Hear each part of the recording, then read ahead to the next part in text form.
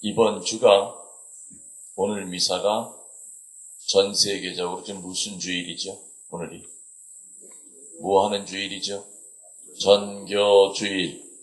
오늘 일독서 복음도 거기에 맞춰서 민족 복음화를 위한 미사가 오늘 전국 성당에서 드려지고 있을 겁니다. 마찬가지로 이 베티 성지에서도 오늘 이 미사는 민족 복음화를 위한 그런 미사를 봉헌하고자 합니다. 그리스도교는 그 특징을 얘기할 때 뭐라고 여러분들이 얘기하십니까? 외인들이 그리스도교가 뭐요? 하고 물으면 여러분들이 뭐라고 대답해 주십니까? 그냥 가서 교리 배워봐. 그러면 알아. 그리스도교는 많은 특징이 있는데 아마 대표적인 특징이 뭐냐?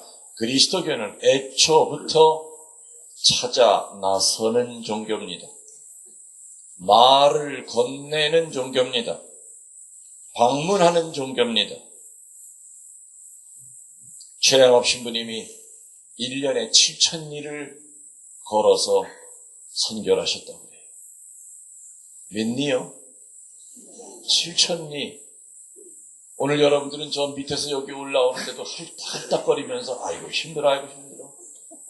평상시에 걸어봤어야지. 최양업 신부님은 1년에 7,000리를 자전거 타고 전교한 것이 아니라 오토바이 타고 다니면서 전교하신 것이 아니라 걸어서 7,000리. 잠을 못 주무실 때는 한 달에 3일밖에 잠을 못 주무셨다 그래요. 그렇게 몇 년 사제 생활을 하셨느냐?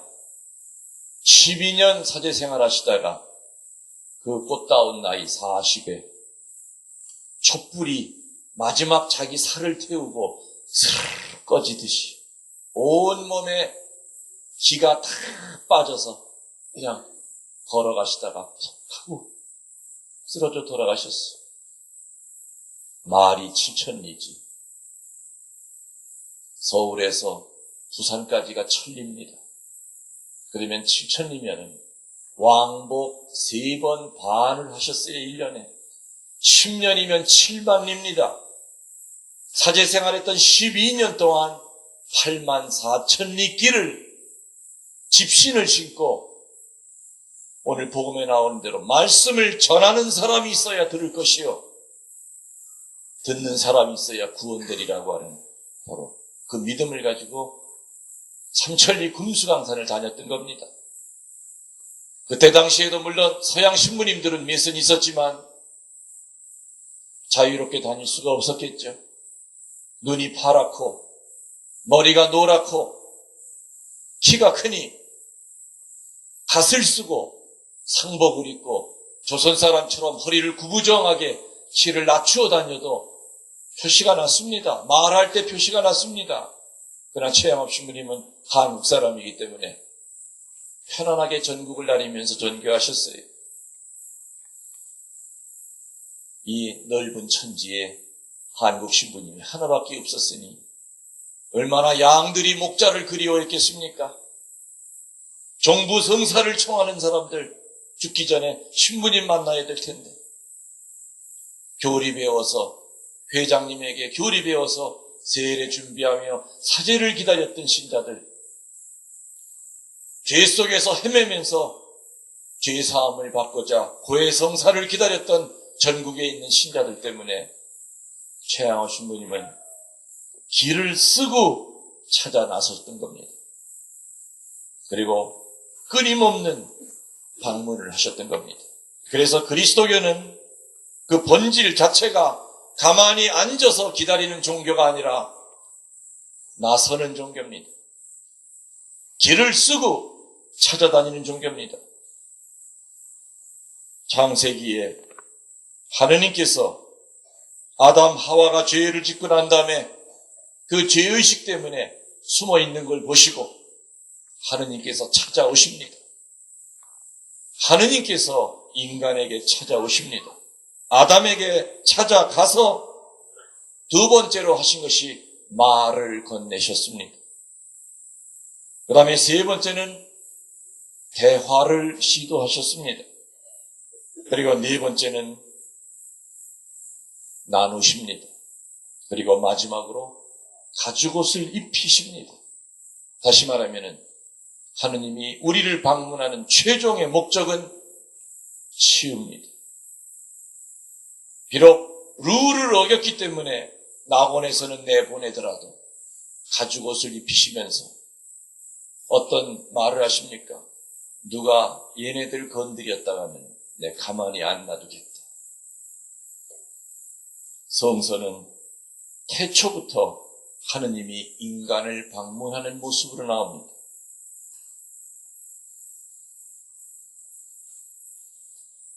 예수의 강생 역시 방문이십니다. 성자께서 죄 지은 인간을 찾아 나서시는 겁니다. 만일에 그분께서 저 거룩한 하늘에 앉아 계시면서 이 죄인들아 회개하고 나 있는 데까지 기어 올라와라. 올라갈 자가 누가 있겠습니까? 그러나 예수님께서는 직접 우리와 같이 진흙탕 속에 빠져서 허우적거리는 우리의 팔짱을 끼고 같이 끌고 나오십니다. 이게 바로 강생의 의미입니다. 눈높이 사랑, 내려오는 사랑, 찾아 나서는 사랑, 이게 바로 그리스도의 본질입니다. 우리는 살면서 일생 동안 절대로 겪고 싶지 않는 방문자들이 있습니다. 어떤 방문자들을 여러분 원치 않습니까? 첫 번째, 강도의 방문을 원치 않습니다. 맞습니까? 두 번째, 빚쟁이들의 방문을 원치 않습니다. 세 번째, 아무 이유도 없는데 경찰들이 들이닥치는 방문을 원치 않습니다. 네 번째, 사이비 집단 여호와 증인들의 방문을 원치 않습니다. 반대로 하루에도 몇 번씩 겪고 싶은 방문자들이 있습니다. 첫 번째는 예수님의 방문을 원합니다. 맞습니까? 두 번째는 천사의 방문을 원합니다. 세 번째는 신부님이 우리 집을 찾아오기를 그 방문을 원합니다. 사탄의 하수인이 되는 방문이 있습니다. 분열을 일으키는 방문이 있습니다. 이 방문을 개신교에서는 참 좋은 말이 있는데 개신교 쪽에서 먼저 그 단어를 쓰기 때문에 우리들은 그걸 잘 못 씁니다. 신방 들어보셨습니까?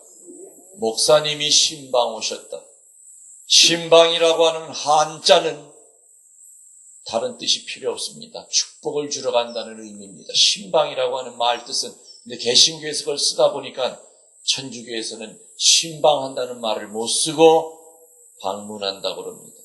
그러나 방문의 뜻은 축복의 뜻은 1%도 없습니다.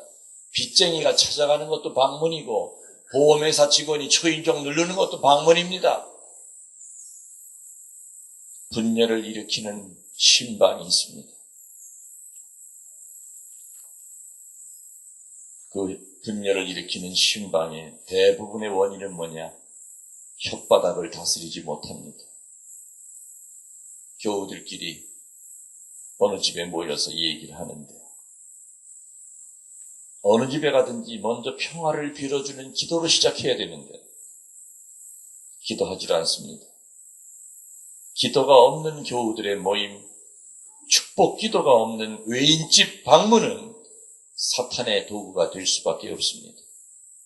주님께서 분명히 명령하셨거늘 어느 집에 들어가든지 제일 먼저 수다 떨지 마라 하는 먼저 평화를 빌어주라고 그랬어요. 반장이 반원의 집을 방문하면은 그저 용건만 얘기하고 나옵니다. 어느 집에 가든지 먼저 그 집에 들어가서 십자가 밑에 성호 긋고 먼저 축복기도 해줘야 됩니다. 구역장이 방문할 때도 마찬가지고 교우들끼리 서로 교우집에 들어갈 때 외인집에 들어갈 때도 제일 먼저 해야 되는 것은 무릎 꿇고 주님 이 집에 축복 내려주시고 제 입을 다스려 주시고 제 입에서 나오는 말마다 축복의 말이 되게 하시고 내가 이 집을 떠날 때는 기쁨의 사람으로 기억되게 도와주십시오. 우리 교우들 이런 거 잘 안 합니다. 그렇기 때문에 기도가 없이 시작된 방문은 늘 그 모임이 끝나고 난 다음에 상처받는 인간이 꼭 생깁니다. 남 얘기로 시작해서 남 얘기로 끝납니다. 본당 신부를 씹습니다. 실컷 씹고 난 다음에 수녀를 또 도마 위에 올려놓고 또 씹습니다. 대모가 대녀를 씹습니다. 우리 대녀 알지? 나 개인상이 더러워서 처음부터 대모 쓰기 싫었어. 근데 수녀님이 자꾸 쓰라고 해서 내가 억지로 섰는데 겪어보니까 더럽더라 성질 하면서 실컷 대녀를 씹습니다. 근데 이거 우리끼리만 알고 있어야 돼. 걔 귀에 들어갔던 나는 거의 죽음이야. 그 말이 안 들어가겠습니까? 돌고 돌아서 일주일 안에 대녀 귀에 들어갑니다. 참 들어보니까 세상에 어떤 여자가 나를 이렇게 씹었어. 시작을 찾아보니까 대모 입에서 나왔다는 거예요. 그토록 믿었던 대모가 나를 그렇게 험담하고 다닌다는 거예요. 그때부터는 대모가 아니라 대모년입니다. 대부가 아니라 대부 새끼입니다. 대자가 멱살 잡고 싸웁니다. 대모, 대녀가 머리끄댕이 잡고 싸웁니다. 입 조심하십시오. 어느 집에 가든지 교우들끼리 모일 때 제일 먼저 아무리 바빠도 십자가 앞에서 서경이라도 그으면서 보실 일 보세요. 늘 분열을 일으키는 이 방문은 사탄의 도구가 됩니다. 반대로 축복의 방문이 있습니다. 여러분 주변에 개신교 신자들이 여러분의 집을 방문할 때 어떻습니까? 제일 먼저 신발 벗고 들어갈 상황이 안 되면 현관에서라도 손 이렇게 오므리고 기도해 주죠. 분위기 파악 못하는 청주교 신자는 그게 기도하는 건지도 모르고 뭐해 빨리 들어와. 아이고 지가 해봤어야 알지. 그러나 개신교 신자는 아무리 바빠도 어느 집에 가도 먼저 무릎 꿇고 주님 이종 여기 불러주셨으니 떠날 때는 평화의 사람이 되게 해주십시오. 이 집에 축복 주십시오. 예수님의 유언을 지키는 사람은 우리들이 아니라 개신교 신자들이 어느 집에 가든지 평화 빌어주라고 그랬잖아요. 기도로 시작된 방문은 천사가 함께 하시기 때문에 분열이 아니라 일치입니다. 성서에 보면은 천사가 아브라함의 집을 방문해서 이삭을 선물로 줬습니다. 예수님이 zak케오의 집에 가셔서 이 집에 구원이 있으리라 구원 선포를 하셨습니다. 가브리엘 천사가 마리아를 방문하여 성령의 힘으로 구세주를 잉태할 거라고 하는 엄청난 선물을 줬습니다. 다시 말하면 기도로 시작된 축복의 방문의 그 결과는 세 가지입니다. 첫 번째, 치유가 이루어집니다. 여러분들은 이제부터 예수님의 이름으로 친지를 방문하고 냉담자를 방문하고 교도소 수인들을 방문하고 고통 속에 있는 사람들을 방문하십시오. 기도하고 찾아가는 그 결과는 반드시 그 상대편은 치유가 일어납니다. 두 번째로 기도하면서 이루어진 방문은 일치가 이루어집니다. 기도하고 남을 방문하면 절대로 남 얘기하지 않게 되기 때문에 일치가 됩니다. 세 번째, 축복 방문의 결과는 내적 기쁨을 줍니다. 방문한 사람이나 방문을 받은 사람이나 같이 기쁩니다. 그분이 다녀가고 난 다음에는 늘 행복합니다. 어떤 이들은 저 사람 좀 안 왔으면 좋겠어. 시끄러워. 어떻게 저놈의 팬님은 입만 열었다 하면 남 씹는 얘기만. 내 저 여자 입에서 남 좋게 얘기하는 거 한 번도 못 들어봤어. 내 저 형제 입에서 남 잘됐다고 잘났다고 칭찬하는 거 이제껏 20년을 겪고 살았지만 한 번도 남에 대해서 이렇게 떠받쳐주는 얘기 들어본 적이 없어. 싫은 겁니다. 그 사람 얼굴만 봐도 평화가 깨지는 겁니다. 과연 나는 이제껏 살면서 분열을 일으키는 방문을 일삼은 사람인가? 아니면 축복을 주는 방문의 삶을 살았던 신자인지 우리 한번 뒤돌아봅시다. 오늘은 전교 주일입니다. 전교는 한평생 해야 하는 하느님 앞에 부채입니다. 빚입니다. 나도 누구의 전교로 하느님을 알게 되었다면 그 은혜를 갚는 길은 하느님을 모르는 사람을 하느님께 이끌어오는 겁니다. 그러면 전교의 출발점은 뭡니까? 구원에 대한 확신을 가져야 됩니다. 내가 구원받았다고 하는 확신을 가져야 됩니다. 10명의 신자 가운데 8명은 물어보면 구원받았습니까? 물어보면 모른다고 그럽니다. 여기 여러분들도 마찬가지입니다. 형제님 구원받았습니까? 잘 모르겠대요. 또 조금 나름대로 또 겸손한 척 하시는 분은 저 같은 인간이 어떻게 구원을 받아요? 겸손과 분수를 구분을 못합니다. 여러분들 언제 구원받으셨어요? 세례 때 물과 성령으로 구원받고 견진성사 때 성령의 칠은의 갑옷까지 입었습니다. 개신교 신자들은 꿈도 꿔보지 못할 구원의 갑옷을 입었는데 머리끝에서 발가락까지 은총으로 코팅이 되어 있는 귀한 존재들인데 천주교 신자들 구원에 대한 확신이 없어요. 구원에 대한 확신이 없다 보니 매사에 소극적일 수밖에 없죠. 나 자신도 구원받았는지 못 받았는지 모르는 판에 내 꼬라지에 내가 누구를 전교해. 구원에 대한 확신이 없으면 전례에 참석하는 것도 늘 끌려다니는 거예요. 봉헌 생활도 구원에 대한 확신이 없을 때는 맨날 찌끄레기밖에 하느님에게 드릴 게 없습니다. 구원에 대한 확신을 깨달을 때는 모든 것이 적극적이 됩니다. 이 확신을 못 갖고 있기 때문에 매사에 소극적이 됩니다. 절대로 내가 구원받았다는 확신을 못 갖는 사람은 죽을 때까지 단 한 사람도 전교 못합니다. 그러나 이 죄인 구원해 주셨다고 하는 믿음이 있는 사람은 이 좋은 예수님을 안 알리고는 못 베깁니다.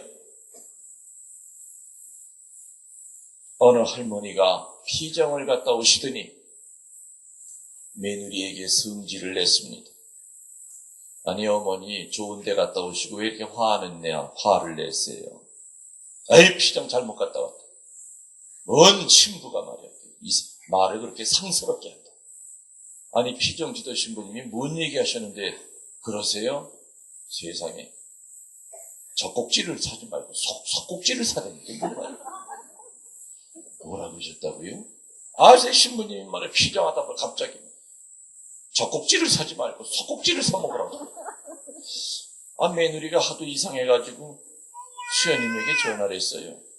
우리 시어머니가 지금 피정 갔다 오시더니 신부님이 이상한 얘기했다고 그러시는데 신부님이 젖꼭지 얘기를 하셨어요? 신부님이 다 적어놓은 게 봐도 신부님이 젖꼭지 얘기 한 적이 없어?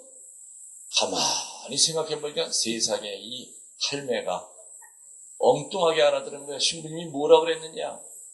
구원에 대한 확신을 갖고 소극적으로 살지 말고 적극적으로 살라고 그랬다. 그거를 속꼭지를 사지 말고 적꼭지를 살라고 하더라.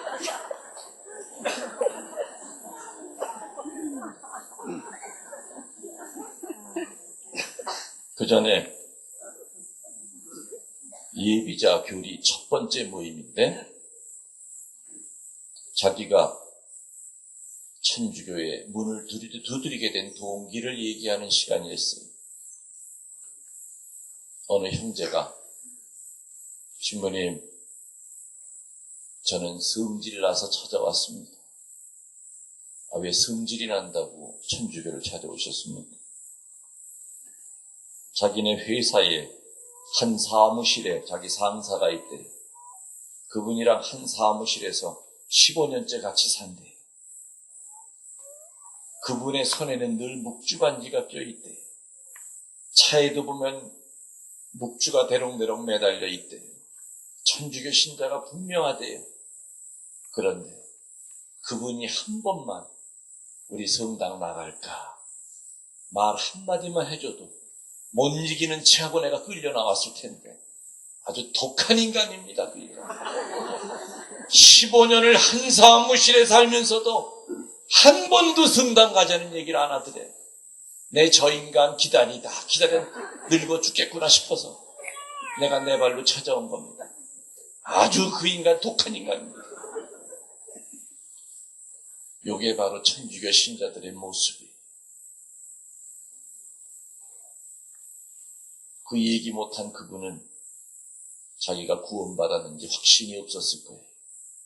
내 주제에 내가 누구를 전교해. 나도 나를 구원 못하는데 처진데. 여러분 구원 받으신 거 믿으십시오. 네. 그렇기 때문에 전교의 출발점은 구원에 대한 확신이. 나 구원받았어. 나를 구원해 주신 예수님 알려야 돼.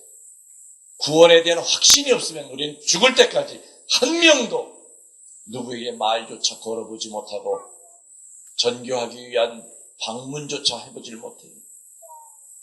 구원의 확신을 갖고 그 다음으로는 표양전교가 따라야 됩니다. 무슨 전교요? 그렇죠. 이방인에게 손가락질 당하면 안 된다 이겁니다. 베드로전서 2장 12절에 이방인들 앞에서 행실을 단정히 하십시오. 이방인들 앞에서 행실을 단정히 해라. 남편이 아직 신자가 아닌 자매님 손 들어보십시오. 남편이 아직 신자가 아닙니다. 여기 앞에 자매들은 남편 다 교우입니까? 배설하는 자매는 남편이 교우입니까? 남편이 외인, 신자 아닌 사람 하나도 없습니까? 손 들어보세요. 괜찮아요. 괜찮아요. 상 줄 거예요. 우리 요 자매님, 그죠? 제일 가까우니까. 남편이 교우가 아니죠? 자매님은 세례 받은 지 몇 년 되셨어요? 할머니 손 내리죠. 예? 3년 됐어요, 자매님이. 내 남편 나갈 의사가 아직 없어요? 너나 잘 살라고 그래요? 세례 받지 않은 사람들을 우리들은 성서적으로 이방인이라고 부릅니다. 그럼 자매님의 남편이 이방인인데 바오로 사도가 얘기하시기를 이방인들 앞에서 행실을 단정히 해야 된다. 다시 한번 표양전교해야 된다 그랬어요. 우리 자매님은 남편 앞에서 행실을 단정히 하고 사십니까? 나를 보고 내 남편이 내 안에 있는 예수님을 보게끔 좋은 표양을 보이고 사시냐 묻는 겁니다. 됐습니다. 얘기 안 하셔도 됩니다. 표양전교가 중요합니다. 손가락질 당하면 안 됩니다. 성당 안 나가는 남편이 아내를 보면서 야, 내 성당 나가려고 10년 전부터 벼렀는데 성당 나가려고 할 때마다 너 난리 떠는 걸 보면 아주 천주교에 대한 애정이 싹 식어. 이러면 안 된다 이겁니다. 반대가 돼야 되죠. 아내의 손을 탁 잡고 자기 허니 꿀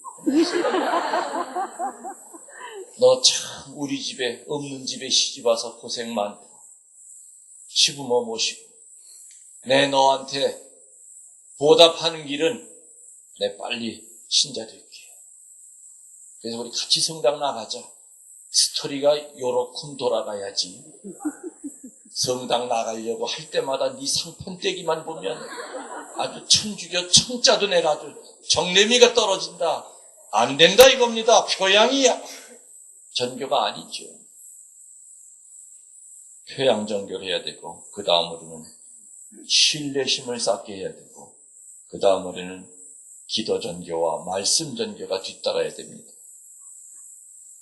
내가 언변이 약하면 신부님들의 테이프라든지 책 같은 걸 선물해서 읽어보라고. 그 테이프 하나 듣고 그 사람이 변화가 된단 말이에요. 그게 바로 말씀 전교, 기도 전교. 다시 말하면 전교는 토탈적으로 해야 됩니다. 말 한 번 휙 던져보고 반응해보고 에이 저 사람이 틀렸어? 아니죠. 구원에 대한 확신을 갖고 표양 전교를 통해서 나에 대한 신뢰심을 쌓게 한 다음에 그 다음에 사이드로 무슨 공격을 해야 되냐? 기도 그리고 말씀 먹여야 돼요. 책도 사주고 테이프도 사주고 CD도 사주고 그 사람 차에다가 테이프도 한번 미리 꽂아놔주고 내 남편 차에다가 CD도 한번 집어넣어주고 들리는 얘기로는 김웅열 신부 테이프가 그중 낫다는 소문도 있어요.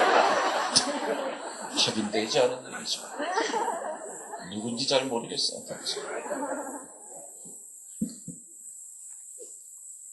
외인 수십 명을 전교했는데도 자기 식구 한 사람을 전교 못하는 경우가 많습니다. 그만큼 나에 대하여 잘 알고 있기 때문에 쉽지 않습니다. 내 약점을 알고 있기 때문에 가까운 사이일수록 좋은 교양을 보여야만 내 집 식구들이 하느님께 온다는 거 명심합시다. 저희 집안은 구교가 아닙니다. 아주 철저한 유교 집안입니다. 우리 어머니가 1년에 얼마나 많은 제사를 드렸는지 모릅니다. 큰 모임이 되면은 모든 식구들이 모여서 어른들은 갓을 쓰고 또 항렬대로 앉습니다.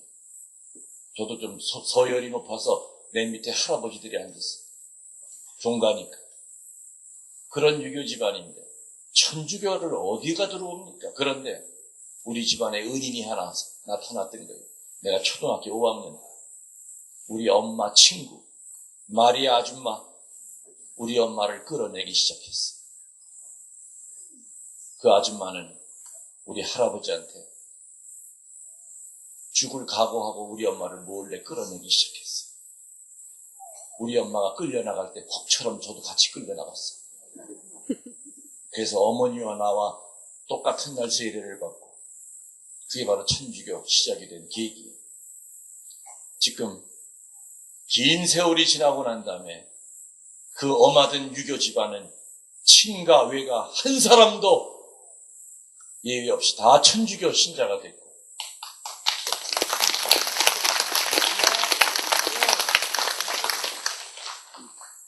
우리 집만 하더라도 사제가 둘이 나왔어. 장남인, 종손인 내가 사제가 됐고 쟤도 그걸 알잖아. 셋째 동생이 또 사제가 돼서 큰형은 한국에서 말씀을 선포하고 있고 셋째 동생은 일본에 가서 일본 사람들에게 복음 선포를 하고 있어. 수녀가 몇이 남았는지 모르. 그 애초 시작은 그 마리아 아줌마 한 사람이에요. 그 어렵고 무서운 분위기 살벌한 유교 집안의 종갓집 며느리를 끌어내서 입교시킬 때 그 당시에 요 조그만 아이가 사제가 될 줄 어떻게 알았겠어요? 시작은 미미하지만 결과는 창대한 거예요. 여러분들이 그런 사명감을 가지고 내가 저 집 구원하리라 확신을 가지고 인내를 갖고 끈기를 갖고 전교한다면 내가 전교시킨 저 집안에서 나중에 추기경이 나올지 어떻게 합니까? 수도원 원장이 나올지 어떻게 합니까? 선교는 선택이 아니라 거룩한 의무입니다. 의무입니다. 이 베티골에 15개의 비밀 교우촌이 있었다고 그러죠. 그분들이 여기 왜 들어와 살았겠습니까? 로마에 가면은 까딱곰바가 있었지만 이곳에서는 비밀 교우촌이 15개가 하느님에 대한 순도 100%짜리 그 신앙을 가지고 모든 거 포기하고 진사짜리, 참판짜리, 논답, 전답, 양반에서 이름이 파헤쳐지면서까지도 오로지 하느님만을 위해 이곳에 모였어요. 이곳에 살면서도 옹기장사를 하면서 전교하는데 소홀함이 없었어요. 수계 생활에 철저했습니다. 글을 알았습니까? 책이 있었겠습니까? 귓전으로 들은 하느님에 대한 진리를 100% 믿고 나중에는 목숨까지 바쳤어요. 이 베티골에 15개의 교우촌이 있었던 것입니다. 그러다 포졸들이 들이닥치면 다른 고을에 알리기 위하여 도망을 치다가 길에서 죽었어요. 저기 보이는 저 6인 무명 순교자의 묘, 저기서부터 1.78km 올라가면 길가에 6명의 무인 순교자의 묘가 있는데 무명. 그분들이 그렇게 도망치다가 죽은 분들이. 안성 쪽으로 올라가다 보면 14명의 무명 순교자의 묘가 있습니다. 어찌 20명 뿐이겠는가. 이것은 순교자의 본향입니다. 15개의 교우촌을 이루고 살다가 포졸들의 습격을 받고 그 자리에서 참수당했던 수많은 자랑스러운 선배 신앙인들의 뼈와 피가 묻혀있는 것이 바로 이 베티골입니다. 여러분 눈앞에 보이는 쭉쭉 뻗은 이 적송, 붉은색이 도는 이 적송은 무명 순교자들의 혼이 이 적송이 돼서 솟아난 것이 아닌가. 후배들에게 여름에는 그늘을 만들어주고 오늘 여러분들은 전교주일날 찾아오셨습니다. 찾아오신 것이 아니라 부르심을 받고 온 겁니다. 오늘 받은 은혜에 감사드리면서 내 죽기 전에 내 기도와 표양으로 몇 영혼이라도 주님 앞에 내가 이끌어낼지 그 힘을 달라고 기도합시다. 아멘. 사도신경